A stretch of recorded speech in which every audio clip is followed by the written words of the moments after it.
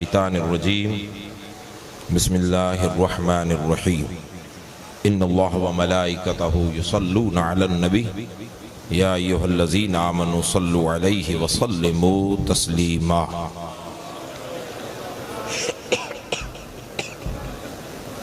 اللہم صل علی سیدنا و شفیعنا و حبیبنا و مولانا محمد وآلہ وصحبہ اجمعین وبارک وسلم۔ صلاۃ و سلام علیک یا سیدی یا رسول اللہ صلی اللہ تعالی علیہ وسلم۔ منبر نور پر جلوہ بار جملہ مشائخ اعظام، علماء ذوی الاحترام،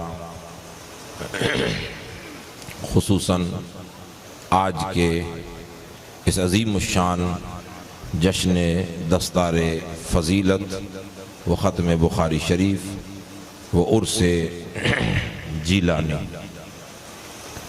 کے خطیب خاص اور ہندوستان کے عظیم فقیہ سراج الفقہا حضرت علامہ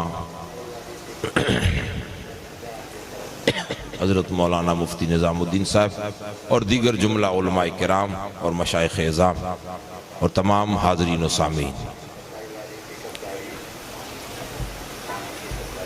مجھ سے پہلے آپ لوگوں نے مختلف جامعہ صدیقیہ سوجہ شریف کے فضلہ کا الگ الگ آپ نے مضمون اور باتیں سنی۔ کچھ باتیں میں آپ کے حوالے کرنا چاہتا ہوں۔ اس سے پہلے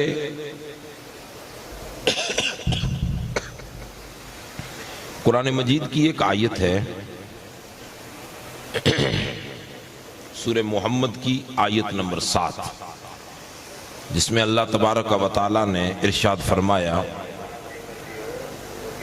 یا ایھا الذین آمنوا ان تنصروا اللہ ینصرکم ویثبت اقدامکم۔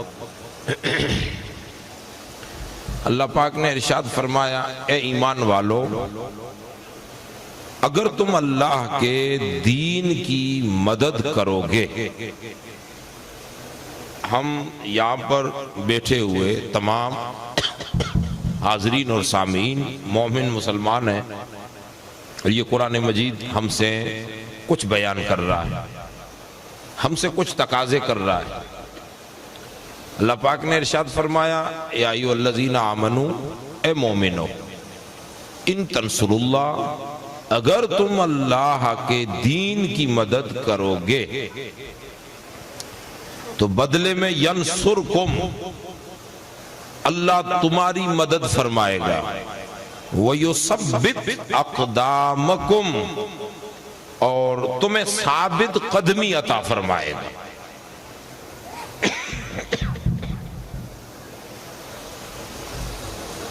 قرآن مجید نے دو باتیں بیان فرمائی ہیں۔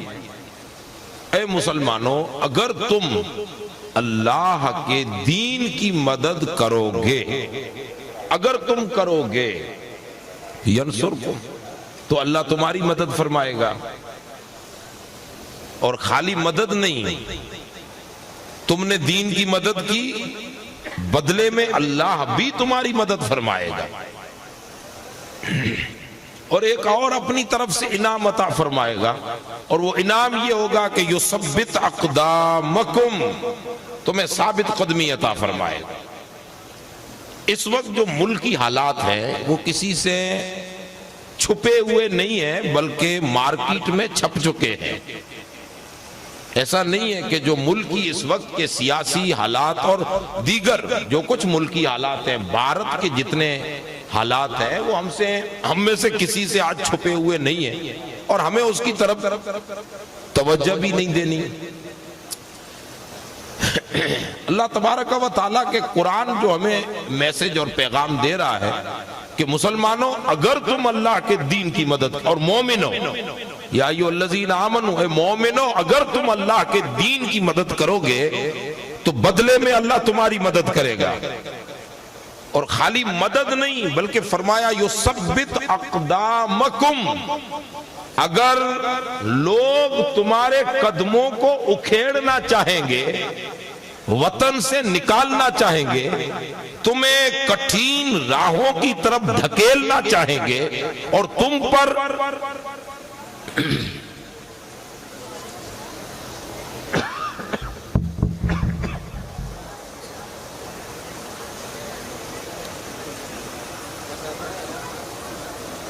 آپ لوگ بیٹھ جائیں، کیا ہے خلبل نہ مچائیں اور آپ لوگ بیٹھ جائیں۔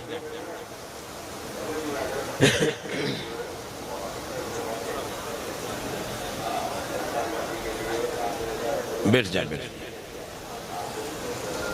اگر دنیا تم پر، حکومتیں اور دیگر جو حالات ہیں آپ کے سامنے، اگر دنیا کوشش کرے گی اپنی حکومت کے پاور سے کہ زمین تم پر تنگ کر دے اور تمہارا رہنا دشوار کر دے، چاہے اس کے لیے کوئی بھی پروپیگنڈا یوز کیا جائے اور کوئی بھی راستہ اپنایا جائے، وہ بھی دنیا میں چھپ چکے ہیں کہ کون سے راستے اپنائے جا چکے ہیں اور آئندہ کون سے راستے اپنائے جائیں گے۔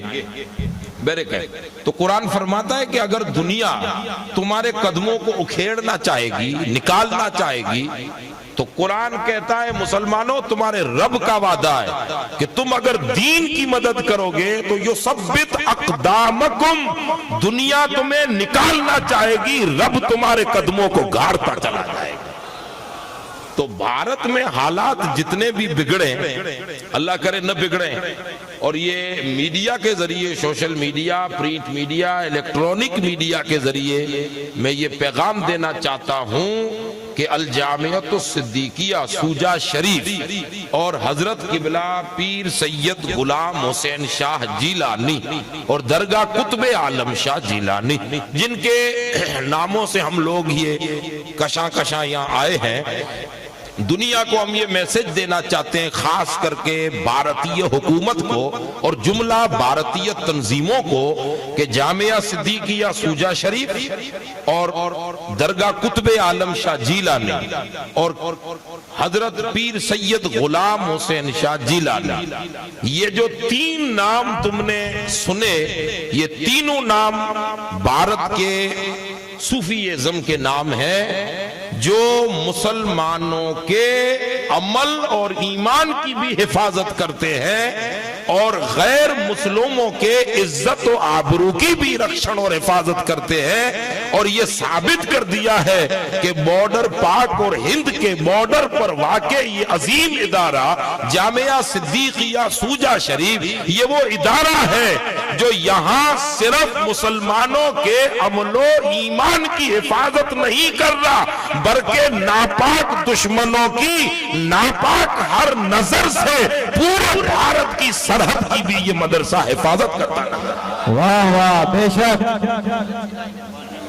اور جامعہ صدیقیہ سوجا شریف امن اور آشتی کا گہوارہ ہے، یہ صرف مسلمانوں کے لیے نہیں کہ مسلم ہی یہاں آئے، بلکہ یہ وہ خانقاہ جیلانیہ اور درگاہ قطب عالم شاہ جیلانی اور سید غلام حسین جیلانی وہ عظیم نام ہے جو امن پریہ ہے، جو پیس پریہ ہے، جن سے امن پھوٹتا ہے، جن سے پیس جنم لیتی ہے، جو جس راہ سے گزرتے ہیں ہندو مسلم کے رواج میں نہیں لے جاتے، بلکہ قوم کو ایک ایسی راہ پر لے جاتے ہیں کہ دنیا اور کوئی اور حکومتیں یا کچھ اور تنظیمیں جب بھارت میں ہندو اور مسلم کو کسی الگ اینگل سے دکھا کر جب ملک کو دو عظیم قوموں کے نام پر، مذہبوں کے نام پر جب ٹوٹ رہے ہیں، تو غلام حسین جیلانی اور درگاہ قطب عالم جیلانی اور جامعہ صدیقیہ کی لہراتی ہوئی بلڈنگیں یہ میسج دے رہی ہے کہ بھارت واسیوں،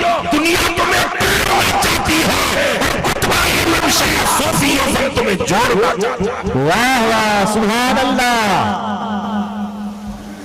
تم ادھر دھیان دو کہ ہم دین کے کام کرتے جائیں. کون ہمارے خلاف کیا پروپیگنڈا کر رہا ہے, کیا فائلیں بنا رہا ہے, کیا دکھا رہا ہے, اس کی طرف دھیان نہ دیں. تمہارا فوکس ہونا چاہیے دین کی طرف.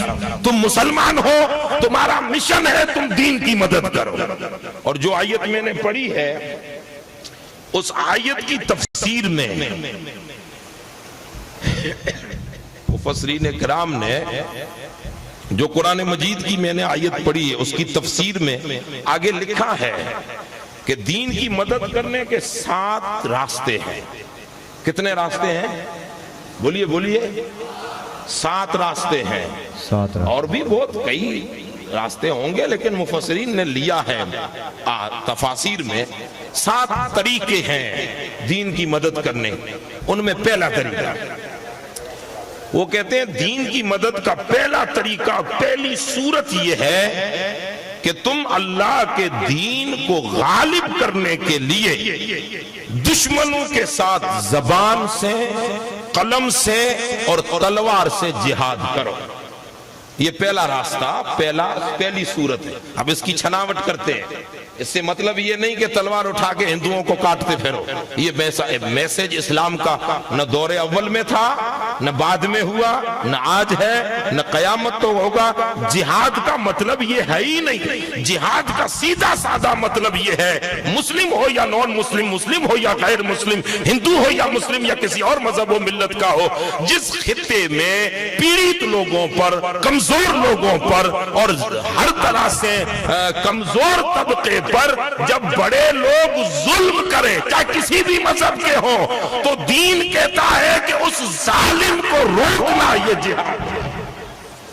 جہاد کا معنی ہی یہی ہے. اور رسول اللہ صلی اللہ علیہ وسلم نے دھرم پر آدھارت کسی کے ساتھ تلوار لے کر جنگ کا آرڈر نہیں دیا, بلکہ ظالموں کو جو نیچے جھکایا ہے, ظالموں سے قتل عام کیا ہے, اور مظلوم یہودیوں کی بھی مدد کی ہے, ہندوؤں کی بھی مدد ہوئی ہے, اور طبقات کی بھی مدد ہوئی ہے. تو دین کا میسج یہ ہے کہ ہم کمزوروں کی مدد کریں.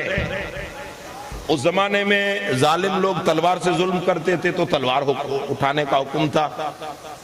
آج اس دور میں تلواریں چھوٹ گئی, تو آج کس طرح سے وہ جنگ لڑ رہے ہیں؟ جہاد دنیا کر رہی ہے قلم سے اور زبان سے. اور ایک حدیث پاک کا مفہوم یہ ہے کہ ایک وقت آئے گا کہ امتی, حضور فرما رہے ہیں, ایک وقت آئے گا الاجادات الاثریہ فیما بشر بہ سید البریہ. اس کتاب میں لکھا ہے, وہی اس علامتیں ہی بیان کی, کہ ایک زمانہ آئے گا کہ دیواروں پر, حضور فرما رہے ہیں, دیواروں پر تمہیں ڈرامے دکھائے جائیں گے. دیواروں پر. اب ظاہر سی بات ہے کہ دیواروں سے مراد تو LED ہے, اب دیواروں پر ہی لگے ہیں نا. حضور نے فرمایا کہ تمہیں ڈرامے دکھائے جائیں گے کہ یہ ہوتا ہے, یہ انہوں نے کیا ہے, بلکہ ایسا ہوگا نہیں. وہ ڈرامہ دکھا کر تمہیں یہ کروانا چاہتے ہیں کہ تم بھی ایسا کرو, تمہیں اکسایا جائے. تو اس وقت پوری دنیا 2 طاقتوں سے ہمارے سامنے لڑ رہی ہے, ایک زبان سے اور ایک قلم سے. جو ایسے فالتو لوگ ہیں, فالتو لوگ, وہ زبانوں سے بھڑکاؤ بھاشن دے کر ہندوستان کو توڑنے کی کوشش کر رہے ہیں, اور جو پھکٹ کے لوگ ہیں وہ قلم کے ذریعے لکھ کر توڑنے کی کوشش کر رہے ہیں.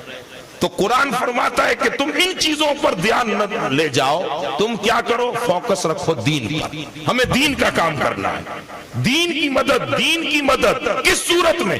زبان سے مدد کریں گے, قلم سے مدد کریں گے. اپنی نسلوں کو تلوار اور تیر بازی نہیں سکھانی, اپنی نسلوں کو قلم ہاتھ میں دینا ہے, اپنی نسلوں کو زبان کا غازی بنانا ہے, کہ اپنی زبانوں کے ذریعے, قلموں کے ذریعے وہ ہر ایک چیلنج کا مقابلہ کرتے جائیں اور دین متین کی خدمت کر کے جائے. تم دین کی مدد کرتے جاؤ. رب کہتا ہے کہ تمہارے لیے دنیا کیا سوچ رہی ہے اس کی طرف دھیان نہ رکھو, تم میرا دین کی مدد کرو. میں رب ہو کر وعدہ کرتا ہوں, دنیا اکھاڑنا چاہے گی, رب تمہیں تحت الثری تک عظمتوں کے جھنڈے گاڑتا چلا جائے گا. یہ میسج قرآن مجید کا اس کا عملی نمونہ جامعہ صدیقیہ ہے. دین کی مدد. دیکھیے میں بات کو مختصر کروں گا تاکہ بات سمجھ میں آ جائے. ایک بات یاد رکھ لیں کہ علم، ایجوکیشن، جو علم ہے نا، علم کیوں پڑھاتے ہیں، پڑھتے ہیں، ایجوکیشن کو عام کیوں کرتے ہیں، علم کی کیا ضرورت ہے؟ تو سیدھا سادہ جواب یہ ہے کہ علم سے ایک اچھا معاشرہ جنم لیتا ہے. کیا جنم لیتا ہے؟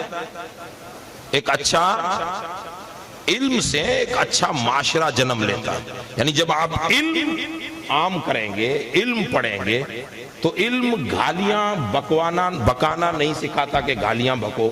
علم جھگڑے نہیں سکھا. علم سنجیدگی دیتا ہے، علم حلم دیتا ہے، علم تمہیں سنوارتا ہے، علم تمہیں بناتا ہے. وہ ایک، جیسے آج اتنے فارغ ہوئے تو ایک بندہ جب علم پڑھ کے نکلے گا تو ظاہر سی بات ہے کہ وہ کئی ایک گھروں کو سدھارتا چلا جائے. ایک اچھا معاشرہ جنم لیتا ہے، ایک اچھی سوسائٹی جنم لیتی ہے، ایک اچھا ماحول تیار ہوتا ہے. تو علم اس لیے عام کرتے ہیں تاکہ معاشرہ، سوسائٹی اچھی جنم لے. لیکن مولانا روم رحمت اللہ علیہ نے پوری مثنوی شریف میں اس پر کافی کچھ لکھا ہے، اور دیگر بھی جیسے شیخ محی الدین ابن عربی ہیں اور دیگر ایسے فلسفی بہت بڑے اکابر صوفیہ علماء اس بات پر کافی توجہ دی ہے اور تصوف کا حصہ بتایا ہے. اور انہوں نے کہا ہے کہ علم سے معاشرہ تیار کرنا ہے، لیکن ڈائریکٹلی علم سے معاشرہ نہیں بنے گا. کہ آپ اگر علم سے ایک اچھی سوسائٹی ایجوکیشن سے بنانا چاہیں کہ ایجوکیشن عام کریں، سوسائٹی اچھی ہو، بچیوں کو پڑھائیں، بچوں کو پڑھائیں، سوسائٹی اچھی، تو ڈائریکٹلی سوسائٹی پر ایفیکٹ نہیں ہوگا علم. تو کیا ہوگا؟ تو کہتے ہیں علم سے سب سے پہلے جب آپ علم اور نالج لیتے ہیں تو علم اور نالج دونوں ایک ہی بات ہے. علم سے شعور جنم لیتا ہے، آپ کی کھوپڑی میں شعور جنم لیتا ہے، ایک سوچ جنم لیتی ہے، ایک فکر جنم لیتی ہے. جب آپ علم پڑھیں گے تو شعور، آگہی، فکر جنم لیتی ہے. اب وہ فکر، وہ علم پڑھنے کے بعد جو شعور جنم لیا، اس کے دو راستے ہیں. اس شعور، اس فکر، اس سوچ، اس آگہی کے دو راستے ہیں. ایک راستہ ہے منفی شعور اور ایک ہے مثبت شعور. جب آپ کوئی علم پڑھیں گے تو دو راستے نکلیں گے. یا تو آپ اس کو آج کی بھاشا میں کہوں تو نیگیٹو اور پوزیٹیو، نیگیٹو اور پوزیٹیو دو سوچیں جنم لیتی ہے. یا تو آپ منفی سوچ کی طرف جائیں گے یا آپ مثبت سوچ کی طرف جائیں گے.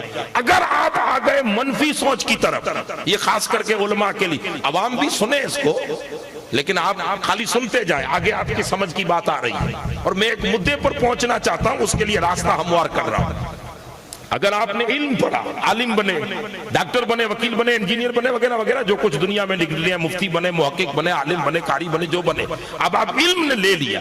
علم لینے کے بعد ایک فکر، ایک سوچ نے آپ کے اندر ایک جنم لیا.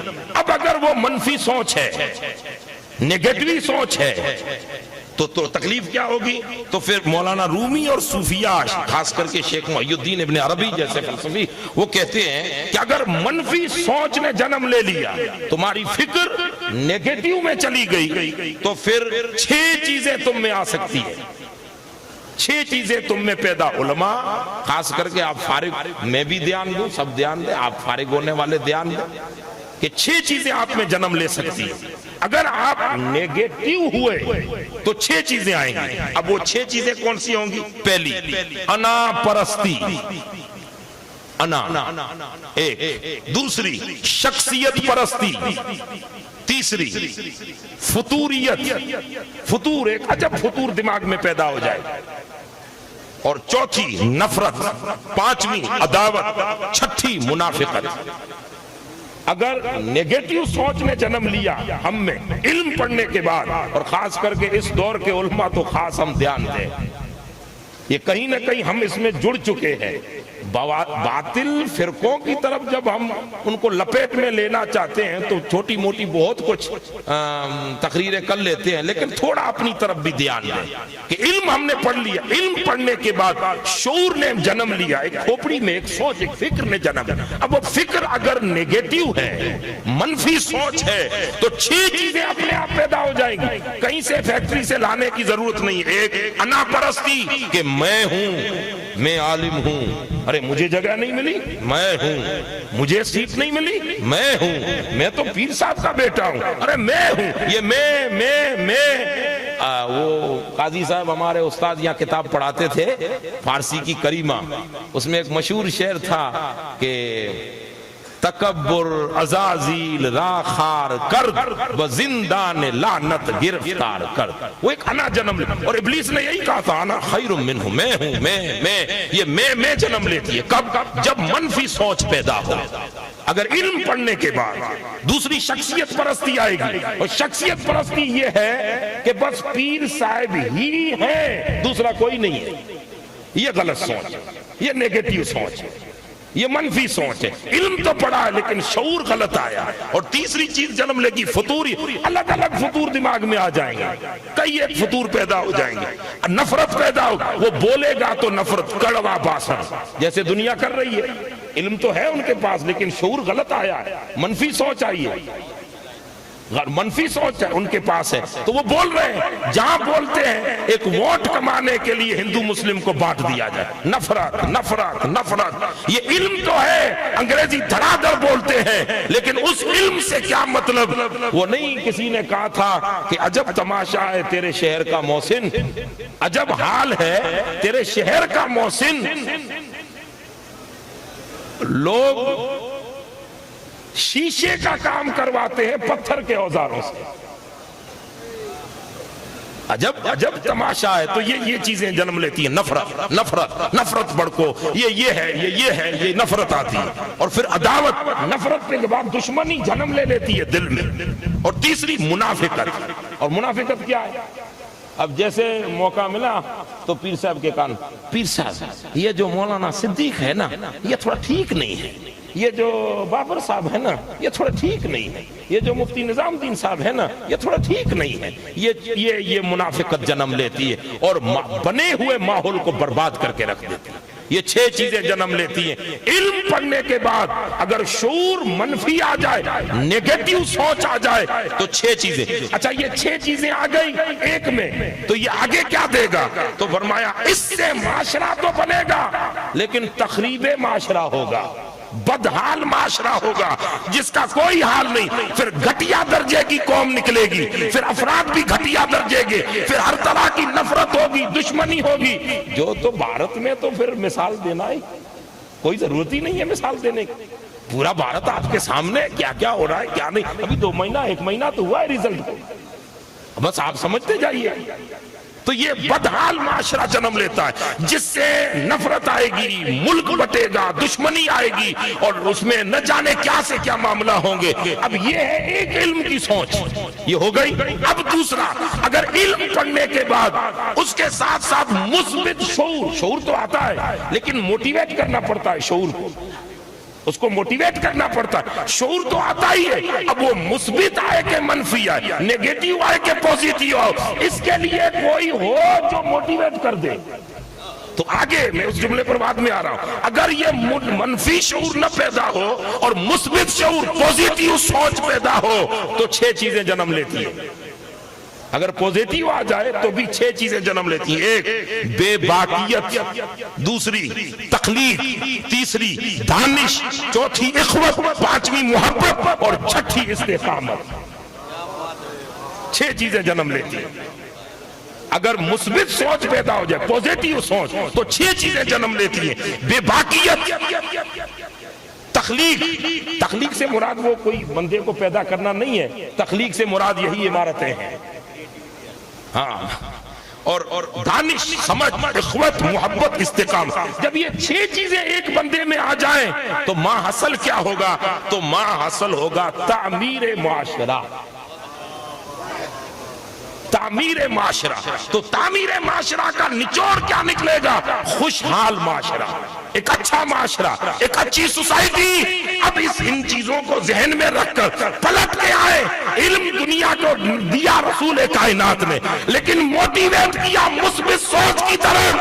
تو رسول اللہ نے جب علم پڑھانے کے بعد جب ان کو شعور دیا ہے تو شعور جس کو ملا وہ ابو بکر ہے، وہ عمر ہے، وہ عثمان ہے، وہ علی ہے، وہ طلحہ ہے، وہ زبیر ہے، وہ بدری صحابہ، وہ حتم صحابہ، وہ جلیل القدر 1.25 لاکھ کم و بیش صحابہ ہے جن کی ذہن و فکر کو رسول اللہ نے موٹیویٹ کیا ہے اخوت کی طرف، محبت کی طرف، بھائی چارگی کی طرف، امن کی طرف، آشتی کی طرف۔ تو نتیجہ یہ نکلا کہ وہی عرب کے لوگ جو خود نتے رہے پھر کے حابی ہو گئے، کئی نفر تھے جس نے مردوں کو مسیحا کیا۔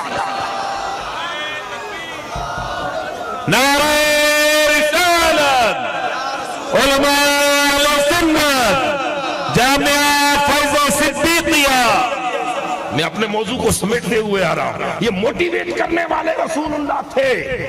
اگر حضور موٹیویٹ نہ کرتے علم کو تو پڑھنا آ جاتا ان بدوی صحابہ کرام اور جملہ عرب کو لکھنا آ جاتا۔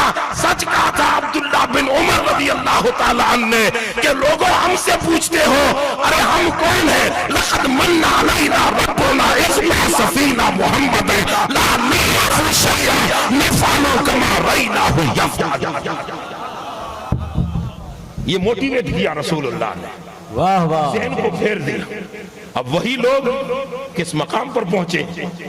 وہ جو موٹیویٹ رسول اللہ نے کیا، اس موٹیویٹ کو بھارت میں صوفیزم کہتے ہیں۔ سید بابر اشرف صاحب اسی موٹیویٹ کرنے کو بھارت کی بھاشا میں صوفیزم کہتے ہیں۔ جی اب اس پر صوفی لوگ بھی دھیان دیں، خانقاہی مزاج رکھنے والے، کہ ہاتھ چمانے کا نام صوفیزم نہیں ہے، ہدیے جمع کرنے کا نام صوفیزم نہیں ہے، ایک اچھا معاشرہ بنانے کا نام صوفیزم ہے۔ اور اچھا معاشرہ تب بنے گا جب تم میں مریدوں کی سوچ کو موٹیویٹ کرو۔ جی کس طرف موٹیویٹ کرو؟ اخوت کی طرف، محبت کی طرف، بھائی چارگی کی طرف، استقامت کی طرف۔ جب موٹیویٹ کرو گے تو آٹومیٹکلی کسی سے لڑنے کی ضرورت نہیں ہے، موٹیویٹ کرتے جاؤ، تنہائی چلاتا سوئے منزل مگر لوگ آتے گئے کارواں بنتا گئے۔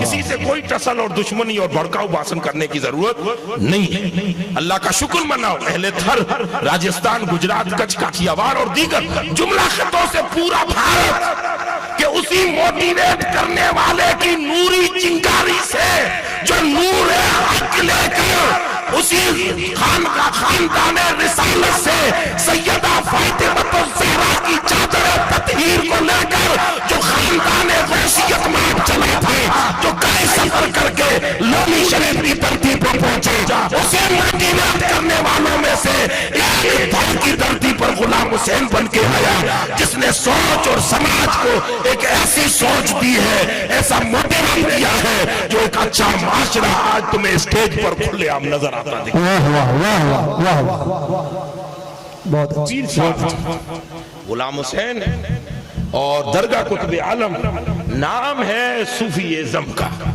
بھارتیہ لوگ پورے بھارت کے اس میڈیا کے ذریعے میں بتانا چاہتا ہوں کہ جب تم کسی دیش دروہی کو ڈھونڈنا چاہو، عاتقیہ کو ڈھونڈنا چاہو، تم کسی ملک کے غدار کو کھوج لگانا چاہو تو تمہیں جامعہ صدیقیہ کی طرف دیکھنے کی ضرورت نہیں ہے، اہل سنت کے قلعوں کی طرف دیکھنے کی ضرورت نہیں ہے۔ یہ وہ صوفیزم ہے جو مدینہ سے اٹھا ہے، ایک اچھی سماج بناتا ہوا چلا رہا ہے اور قیامت تک یوں ہی سماج بناتا چلا رہا ہے۔ نعرہ تکبیر، نعرہ رسالت، تحریک صدیقی۔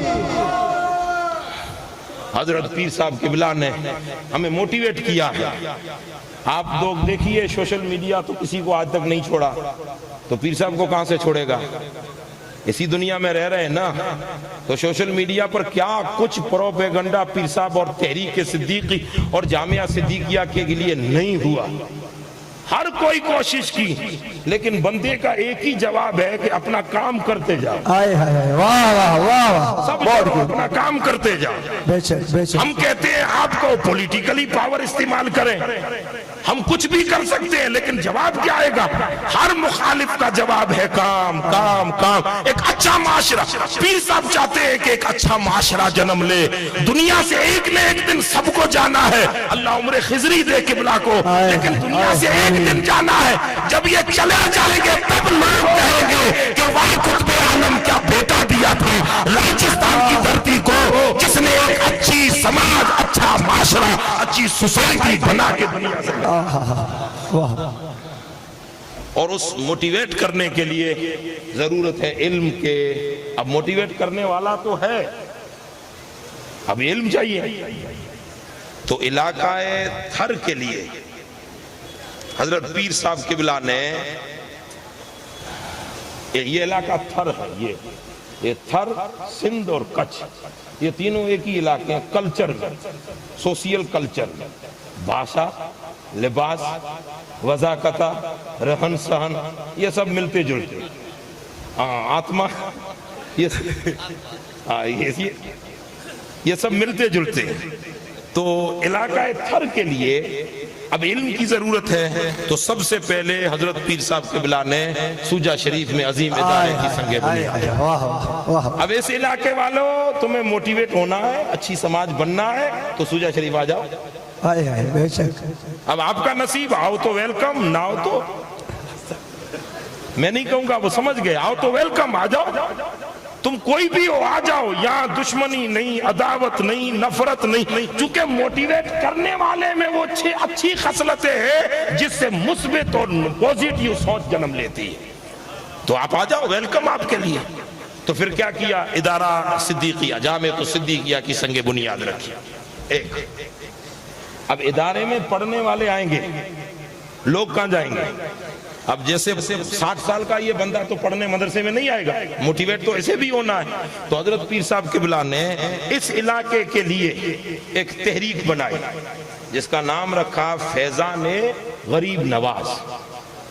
ایک ایسی تنظیم بنائی، کئی افراد پر مشتمل تنظیم ہے.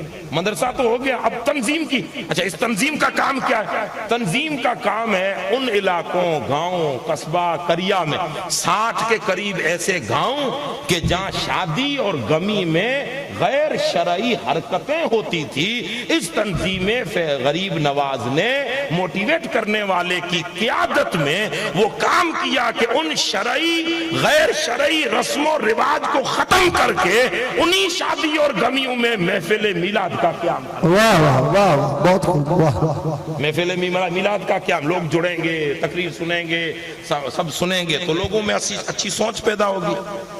محفل میلاد رکھی. اب محرم الحرام کے 10 دن، ربیع الاول نور شریف کے 12 دن، 11ویں شریف کے 11 دن، غریب نواز کی 6 شریف کا 1 دن. سفر المظفر میں یہ تھر کے علاقے زیادہ تر وابستگی عقیدت اور ارادت رکھتے ہیں غوث العالمین بہاؤالدین زکریہ ملتانی سے. تو سفر کے مہینے میں ان کی جب یوم وصال کی تاریخ ہے تو عظیم الشان محفل میلاد کا انعقاد، جس سے لوگوں کی ذہن و فکر کو موٹیویٹ. بچے تو ہو رہے ہیں مدرسے میں، لیکن لوگوں تک بھی یہ میسج صوفیزم کا پہنچے. یہ کام کیا.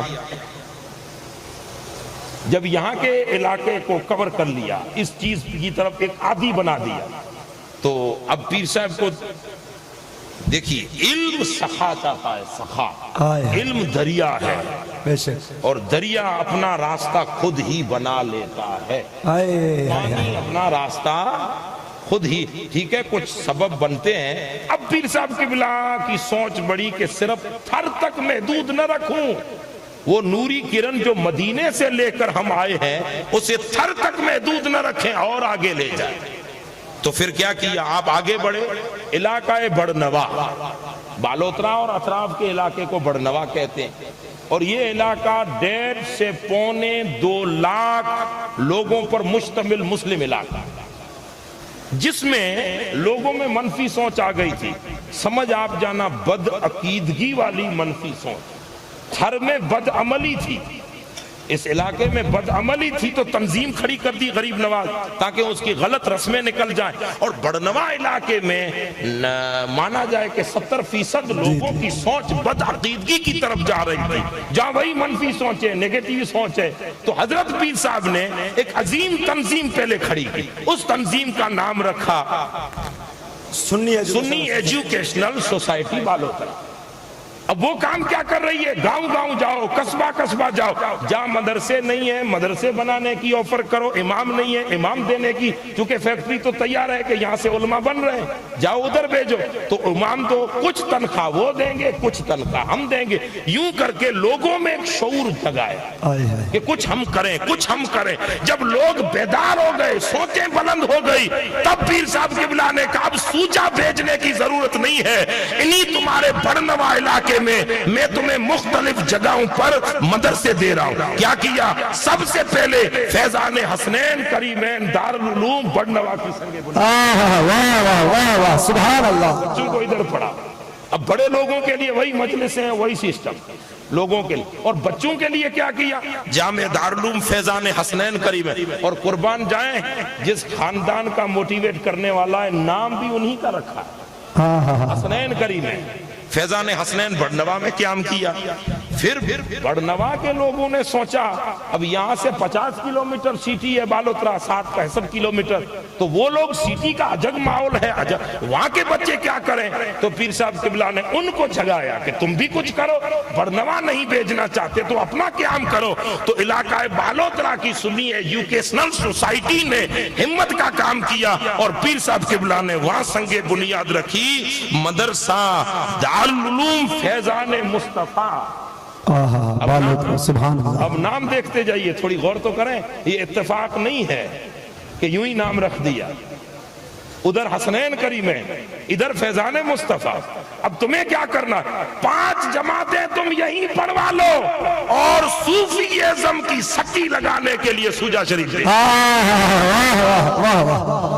مثبت سوچ پوزیٹیو سوچ پلانے کے لیے سوجا بیچے۔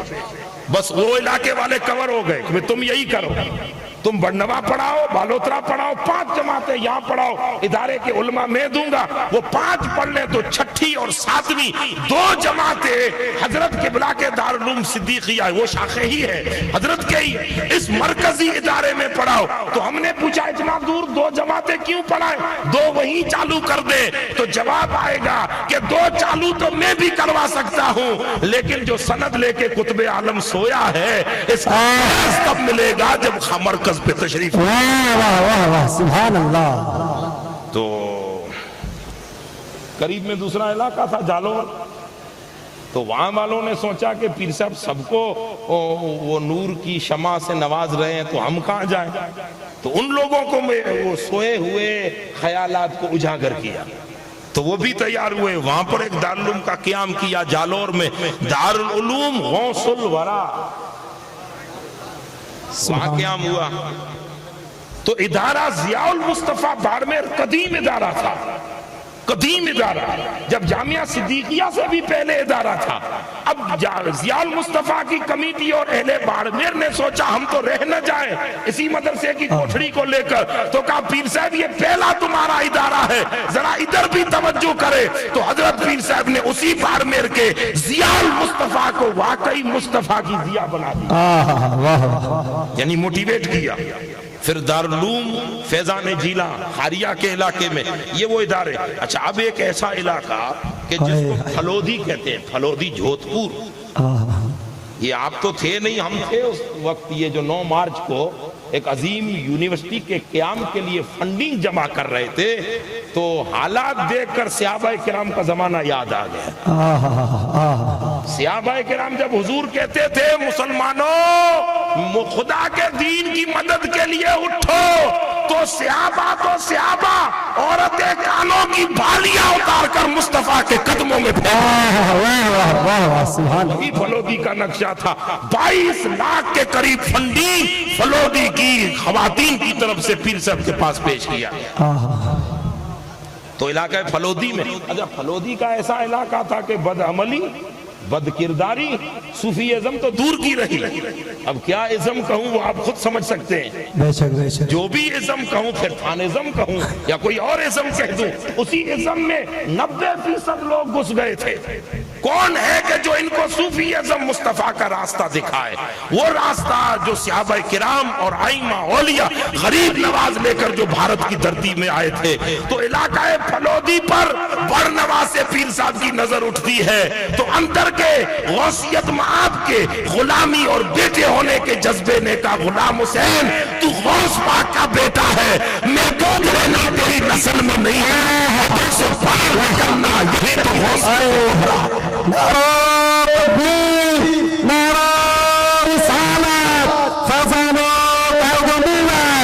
تو پھر فلودی میں سب سے پہلے کیا کیا؟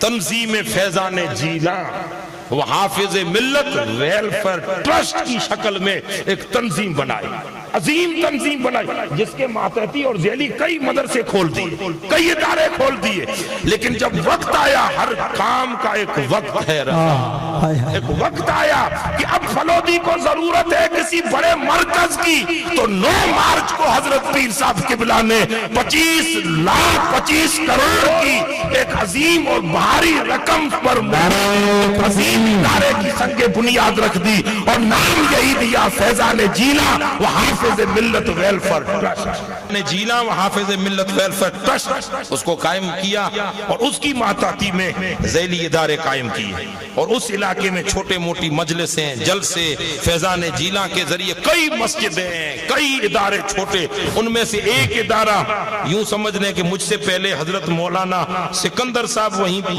جو ابھی بیان کر رہے تھے اسی علاقے سے جو تحریک ایک عظیم مدرسہ اسی جگہ پہ قائم کیا، کیا نام تھا ادارے؟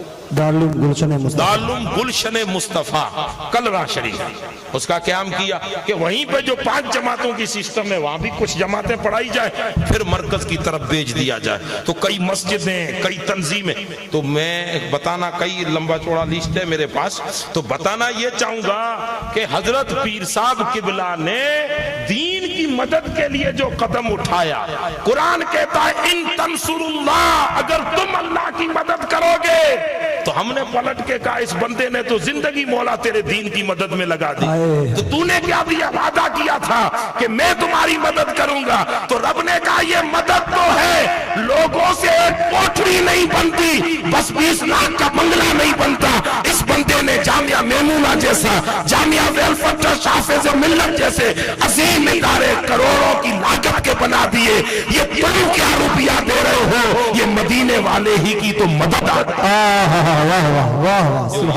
سرکم اللہ کی شکل میں آ رہی ہے، اللہ کی مدد۔ اب آخری بات رہی وہ یثبت اقدامکم، اللہ تمہارے قدم گاڑ دے گا، یہ لیجیے امانت پہنچا دیں۔ رب نے کہا کہ یثبت اقدامکم، اللہ تمہارے قدم جما دے گا۔ تو آخری بات کہہ رہا ہوں، کچھ باتیں اشارے میں کہتا ہوں، قدم اکھاڑنے کے لیے کیا کچھ نہ کیا گیا، باقی کوئی نہیں، چلے جائیں تو سارے فتنے ختم ہو جائیں، لیکن جانے والوں میں سے یہ شہزادہ تھوڑی نہ ہے کہ چلا جائے، علی والے جہاں بیٹھے وہیں پر اپنی بستی بنا دی، یہ علی والے بیٹھ گئے گلشن بنا دیا، اور ایسا گلشن کہ اب لوگ کہتے ہم نکالیں گے، لوگ کہتے تھر والوں نے تو کر ہی دکھایا، اشارہ سمجھ جائے، ہم نکالیں گے، ہم یہ کریں گے، ہم وہ کریں گے۔ ہم نے کہا پیر صاحب یہ اتنا بہت بڑا ہنگامہ ہو گیا، کیا ہوگا؟ تو مسکرا کے کہتے وہی ہوگا جو قرآن نے کہہ دیا، ثبت اقدامکم، تم اکھاڑنے کا کام کرتے رہو، مولا قدم جمانے کی سزا۔ سبحان اللہ، اللہ کرے گا تو یہ قدم یوں ہی جمتے جائیں گے، ہر صدیقی کے قدم بھی جمتے جائیں گے، ہر اہل سنت کے فرد کے قدم جمتے جائیں گے، بس دین کی کام مدد کرتے رہو، دین کا کام کرتے رہو، ادھر ادھر کچھ واہیات باتوں کی طرف دھیان نہ دو، حکومتیں آتی ہیں جاتی ہیں بدلتی ہیں، واہیاتیں ہوتی ہیں کرتے ہیں، یہ چھپ کر رہ جائیں گے، تم دین کے کام کرتے جاؤ، اللہ تعالیٰ اہل سنت والجماعت کے قدموں کو کھارتا چلا جائے گا۔ وما علینا الا البلاغ۔